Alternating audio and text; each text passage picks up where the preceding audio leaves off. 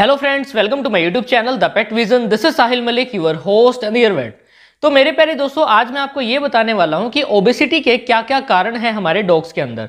तो बेसिकली मेरे प्यारे दोस्तों, कई लोगों के ये कमेंट आते हैं कि सर हमारा जो डॉग है वो मोटा ही नहीं हो रहा, तो वो उस चीज से परेशान है। लेकिन कुछ लोगों के कमेंट ये भी आते हैं कि सर हमारा जो डॉग है वो बहुत ही ज्यादा मोटा होता ही जा रहा है, वो कंट्रोल में नहीं आ रहा।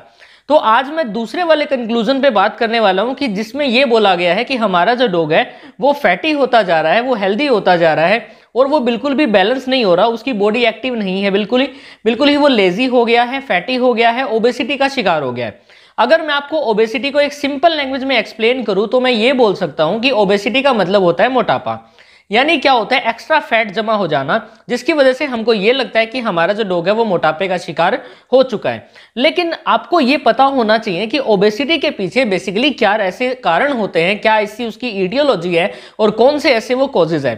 तो सबसे पहले नंबर पे अगर मैं बात करता हूं, तो अगर हम बात करेंगे सिंपल लैंग्वेज से, तो सिंपल लैंग्वेज में सबसे पहला जो पॉइंट आता है वो आता है ओवर ईटिंग।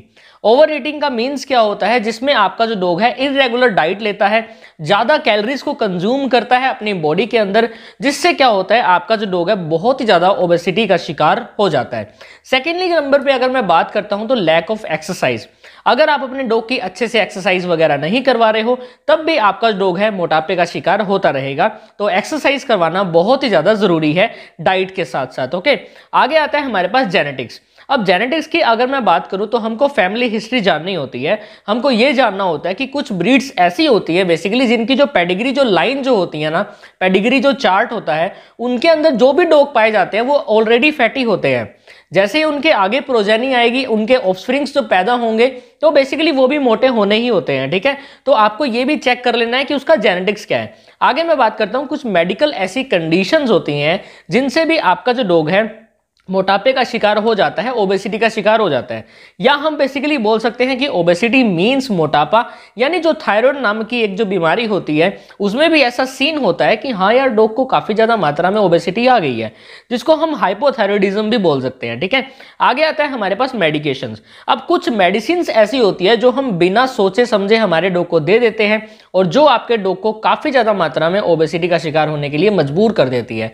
तो वो बहुत सारे, जैसे हमारे स्टेरॉइड्स हैं, कोर्टिकोस्टेरॉइड्स बेसिकली जिनके अंदर आते हैं, अगर हम वो एक्सेसिव मात्रा में हमारे डॉग को देते हैं तो हमारा जो डॉग है वो ओबेसिटी का शिकार हो जाता है। आगे पॉइंट आता है फीडिंग हैबिट्स। अगर आपके डॉग की फीडिंग हैबिट बहुत ही खराब है, मींस हम बोल सकते हैं आप अपने डॉग को अनबैलेंस डाइट दे रहे हो, अच्छी एक डाइट नहीं दे रहे हो, डाइट के अंदर आप शुगर ऐड कर रहे हो, एक्स्ट्रा फैट ऐड कर रहे हो, एक्स्ट्रा फैटी चीजें दे रहे हो, तो ये भी देना बहुत ही गलत रहेगा आपके डॉग की बॉडी के लिए। और साथ में आपको अगर अपने डॉग को फिट रखना है, हेल्दी रखना है, तो आपको डाइट के साथ साथ उसकी एक्सरसाइज भी करवानी पड़ेगी। आगे एक लास्ट इंपॉर्टेंट पॉइंट आता है, वो आता है एज फैक्टर।